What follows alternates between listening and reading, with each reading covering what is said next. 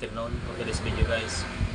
So guys, yung lalagyan natin ng pera pag once na nagpasahod na si Meta. Okay, so maraming lalagyan siya guys. Ayan. Ito pa sa kabila. May lalagay nito guys ng mga IDs. Ayan. Ayan. Kaya lang guys, ngayon ang laman niya, barya pa lang. So hintay lang natin sa Meta na nagpasahod. Ito yung lalagyan natin ng mga separate natin yung 500, 1,000. Tapos dito naman yung tig 100 tapos 200. Tapos kung may buo na 2.5.